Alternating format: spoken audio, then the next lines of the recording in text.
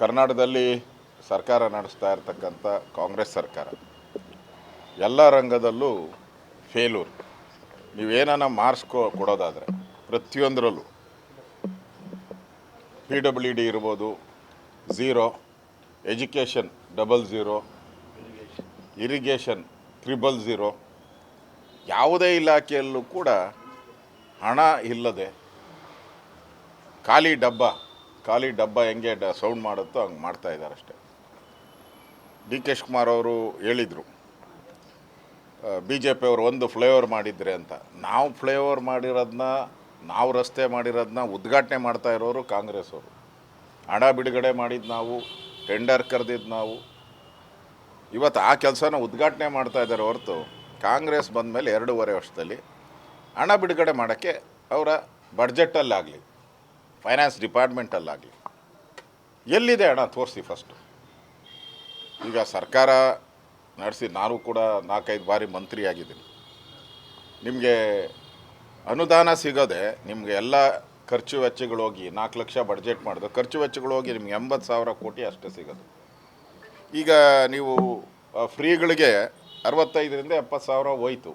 ಇನ್ನು 10,000 ಕೋಟಿ ಇಟ್ಕೊಂಡು ಬಡ್ಡಿ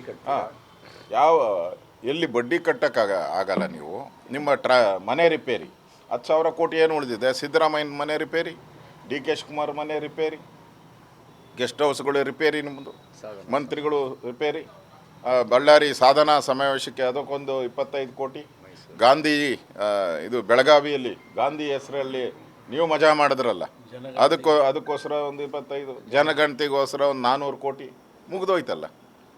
ಎಲ್ಲಿದೆ ಹಣ? ಅದರಿಂದ ಈ ಸರ್ಕಾರ ಪಾಪರ್ ಆಗಿದೆ. ಅಭಿವೃದ್ಧಿಗೆ ಹಣ ಇಲ್ಲ.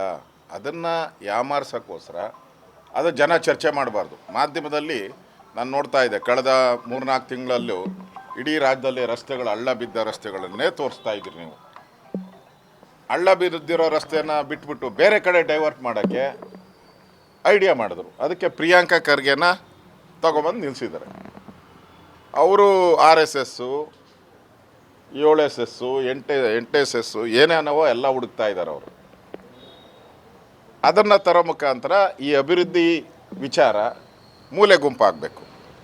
ಈ ಸರ್ಕಾರದ ಫೇಲೂರು ಮೂಲೆ ಗುಂಪಾಗಬೇಕು. ಜನ ಇವ್ರನ್ನ, ಕಾಂಗ್ರೆಸ್ ಪಾರ್ಟಿನ ಛೀ ಅಂತ ಹೇಳ್ತಾ ಇದ್ದಾರೆ.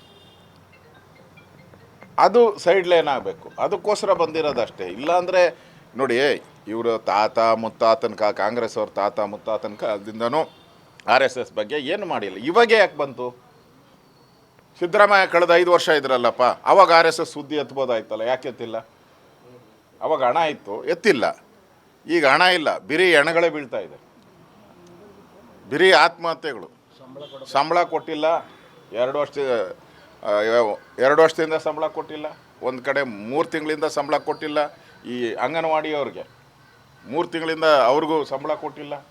ಅವ್ರಿಗೆ ಜಾಸ್ತಿ ಮಾಡ್ತೀನಿ ಅಂತ ಹೇಳಿದ್ರಿ, ಅದು ಜಾಸ್ತಿನೂ ಮಾಡಿಲ್ಲ. ಹಣ ಬದಲು ಹೆಣಗಳು ಬೀಳ್ತಾ ಇದೆ. ಈ ಸರ್ಕಾರ ಬಂದ ಮೇಲೆ ಆತ್ಮಹತ್ಯೆಗಳು, ಅಧಿಕಾರಿಗಳು ಸಂಬಳ ಇಲ್ದಿರೋ ಆತ್ಮಹತ್ಯೆಗಳಾಗ್ತಾ ಇದೆ. ಇದನ್ನು ಯಾಮಾರ್ಸೋಕ್ಕೋಸ್ಕರ ಮಾಡಿರೋವಂಥ ಕುತಂತ್ರ ಅಷ್ಟೇ, RSSನ ಮುಂದೆ ತಂದಿರೋವಂಥದ್ದು. ಅದರಿಂದ ಈ ಸರ್ಕಾರ, ಜನನೂ ಕಾಯ್ತಾ ಇದ್ದಾರೆ. ಈ ಸರ್ಕಾರ ಯಾವಾಗ ತೊಲಗ್ತೈತೆ, ಜನಕ್ಕೆ ಯಾವಾಗ ಅಭಿವೃದ್ಧಿ ಆಗ್ತೈತೆ ಅಂತ ಜನ ಕಾಯ್ತಾ ಇದ್ದಾರೆ.